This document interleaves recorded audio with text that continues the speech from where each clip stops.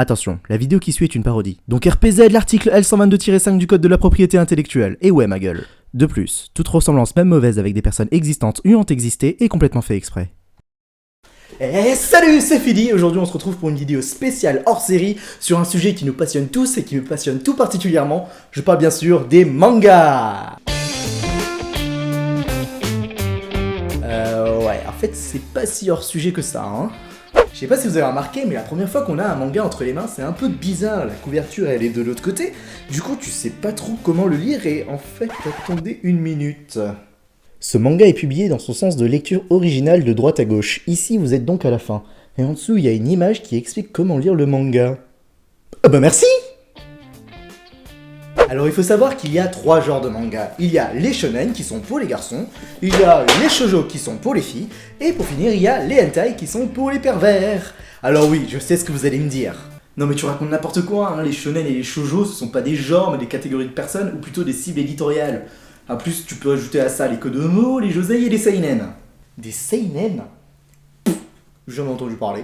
Sinon, on retrouve plein de types de mangas, comme par exemple les Neketsu Baston avec Naruto, One Piece, Fairy Tail, Bleach, Fullmetal Alchemist, Hunter x Hunter ou encore les Chevaliers du Zodiac. Mais il y a aussi des mangas de type sport avec Shield 21, Kuroko's Basket, Slam Dunk ou Hajime no Ippo.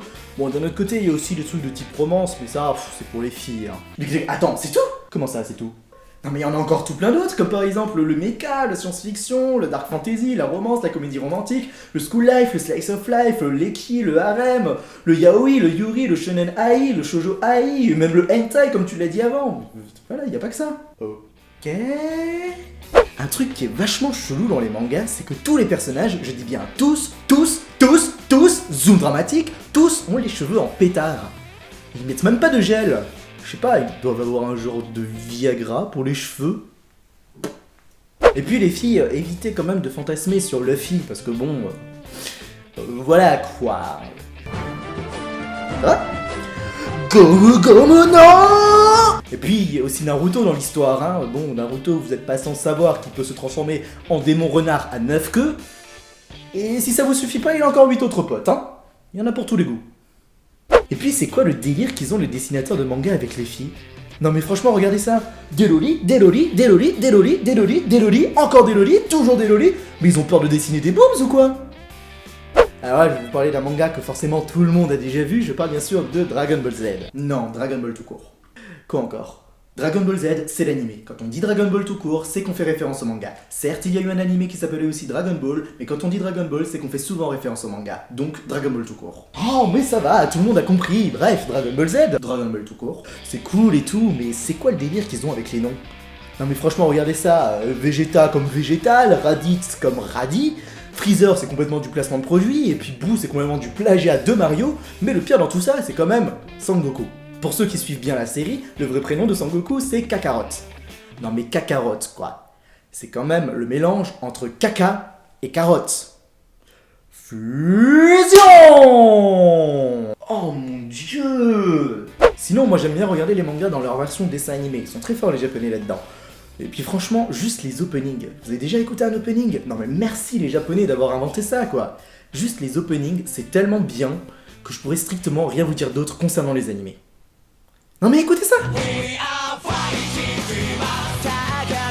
Ah si, quand même une chose, moi qui suis un puriste, je regarde bien évidemment mes séries dans la version originale. Parce que tout le monde sait que ceux qui regardent dans la version française, ce sont quand même des pouilleux, hein. Non mais juste Sangoku, sa voix est inimitable quoi, elle est géniale. Ouais, sinon j'espère que t'es au courant que la voix de Sangoku est doublée par une femme dans sa version originale, hein. De même que Naruto ou Luffy, hein. Quoi? T'es sérieux?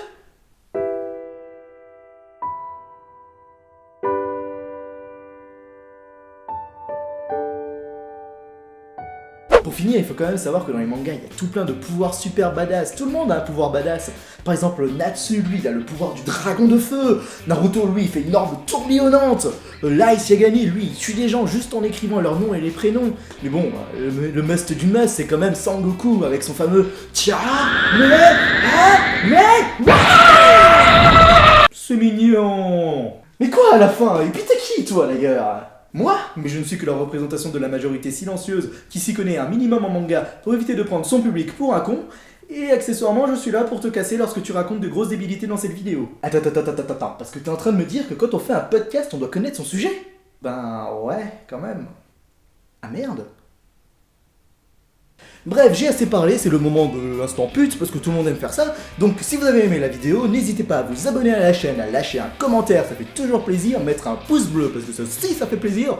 Si vous voulez, vous pouvez rejoindre ma page Facebook, vous pouvez vous follower sur Twitter, et surtout, partager, parce que c'est très important, parce que sinon je peux pas gagner de YouTube Money, je pourrais pas m'acheter le prochain FIFA ou le prochain Call of Duty pour pouvoir faire un podcast sur les jeux vidéo. Je compte sur vous.